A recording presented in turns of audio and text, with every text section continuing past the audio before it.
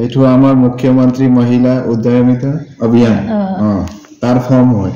আৰু কেনেকৈ ভৰিব লাগে এতিয়া মই জনাই আছো আপোনাক ষ্টাৰ্টিংত কি লিখাব লাগে আত্মীয় সহায় গোটৰ সদস্যৰ নাম লিখিব লাগিব দেই তাৰপিছত আত্মীয় সহায় গোটৰ নাম আৰে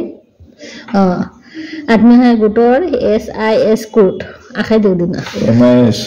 MIS মোবাইল নম্বৰ তাৰপিছত জাতি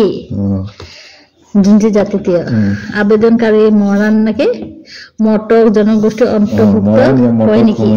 মানে কি হয় মৰাণ মটক গোষ্ঠী আপুনি নহয় আপুনি ন লিখিব লাগে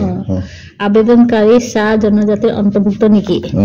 নহয় সেভিং বেংক একাউণ্টৰ নম্বৰ বেংকৰ নাম হাকাৰ নাম ISS কোড গাঁও এইটো নেক্সট পেজ গাঁও পঞ্চায়ত কি দিছে MAC সমষ্টিৰ নাম জানে উন্নয়ন খণ্ডৰ নাম জিলাৰ নাম বিধানসভা সমষ্টিৰ নাম জানে এইপিনি পঢ়ে না ফটোযুক্ত ভোটাৰ পৰিচয় পত্ৰৰ নাম ভোট গ্ৰহণ কেন্দ্ৰৰ নাম ভোট গ্ৰহণ কেন্দ্ৰৰ নাম চশমাটো লগাব লাগিব দেই দেখাই নাই সন্তানৰ সংখ্যা ও মাই গড কি হয় বিদ্যালয় যোৱা 3-14 বছৰ বয়সৰ কন্যা সন্তানৰ সংখ্যা যদি প্ৰযোজ্য হয় বুজিলে বিদ্যালয়ত কন্যা সন্তানৰ নাম ভৰ্তি কৰোৱা হৈছে নে নাই অমৃত বৃক্ষ আন্দোলনত ৰোপণ কৰা গছ পুলি কেইটা জীয়াই আছে আৰু ডাঙৰ হৈছে নে যদি নহয় সেই ঠাইত নতুন গছ পুলি ৰোপণ কৰা হৈছে নে ঠিক আছে 2021 চনৰ আগতে লোৱা মাইক্ৰ ফাইনেল ঋণৰ বাহিৰে আত্মসহায়ক গোটৰ গ্ৰাম্য সংগঠন মণ্ডল পৰ্যায়ৰ সংগঠন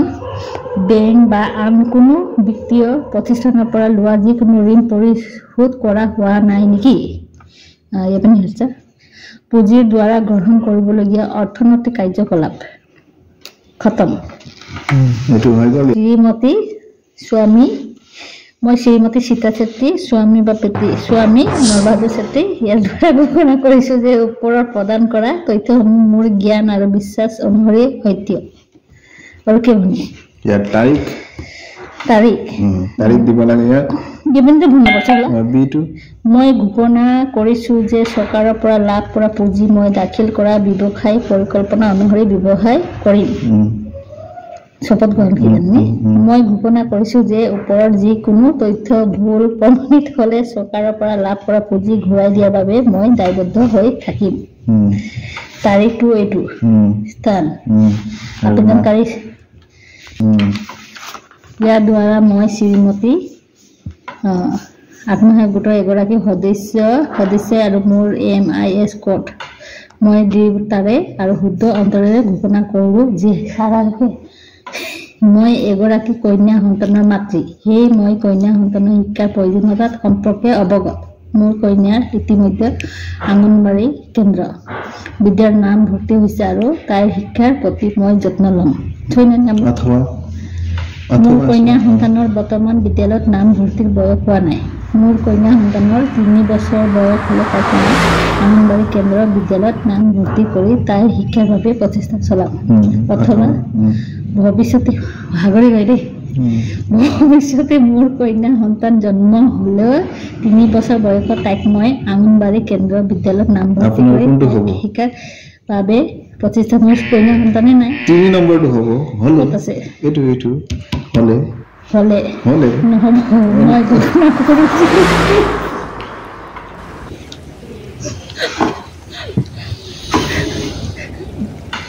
ইণ্টাৰভিউ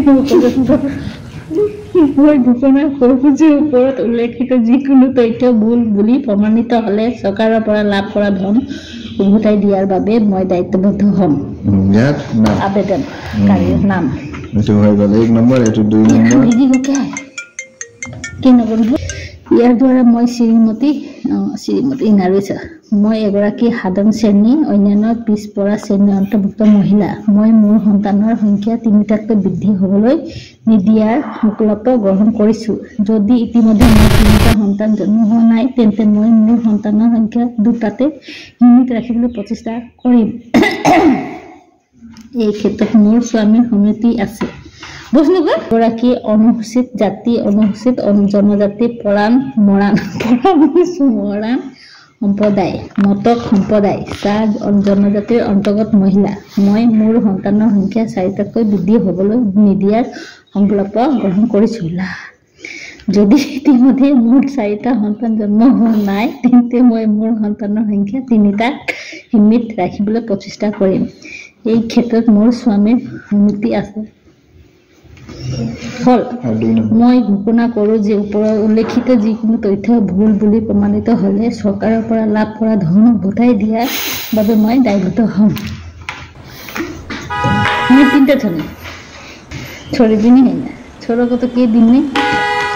मोर उपस्थित आवेदनकारीये तारीख सत्य घोषणा करी साइन करिलो। अन्य বিষয় আন্দোলনৰ অংশৰূপে ৰূপণ কৰা পুলিকেটাৰ ফটো চলছে। মুখ্যমন্ত্ৰী মহিলা উদ্যমিতা অভিযানৰ বিশেষকৈ আঁচনিখনৰ লক্ষ্য ये पनि पर्दैन ये আমাৰ के देश मुख्यमंत्री महिला उद्यमिता अभियाনৰ লক্ষ্য হৈছে মহিলা আত্মসহায়ক গোটৰ সদস্যসকলক গ্ৰাম্য ক্ষুদ্ৰ উদ্যোগী লাখপতি বাইদেউ হ'বলৈ সহায় কৰা আৰু অনুদান উদ্যমিতা পুঁজি হিচাপে আৰ্থিক সাহায্যৰ জৰিয়তে বাৰ্ষিক ন্যূনতম 1 লাখ টকা উপাৰ্জনৰ সুবিধা প্ৰদান কৰা। বিকট গ'ল এইটো আঁচনিখনৰ পৰ্যায়ক্ৰমিক ৰূপায়ণ পঞ্চায়ত আৰু গ্ৰাম্য উন্নয়ন বিভাগৰ অসম ৰাজ্যিক গ্ৰামীণ জীৱিকা অভিযানৰ অধীনত থকা আত্মসহায়ক গোটসমূহৰ সকলো যোগ্য সদস্যক প্ৰথম পৰ্যায়ত উদ্যমিতা পুঁজি হিচাপে প্ৰতিজন সদস্যৰ বাবে 10 লাখ টকাৰ অনুদান প্ৰদান কৰা হ'ব। ক'ত আছে দ্বিতীয় আৰু তৃতীয় পৰ্যায়ৰ বিশেষকৈ পৰৱৰ্তী সময়ত অৱগত কৰা হ'ব। তাৰমানে কি দ্বিতীয় এতিয়া 10,000 টকাটো দিব চৰকাৰে, তাৰ পাছত সেকেন্ড আৰু থাৰ্ডটো পিছত জনাব।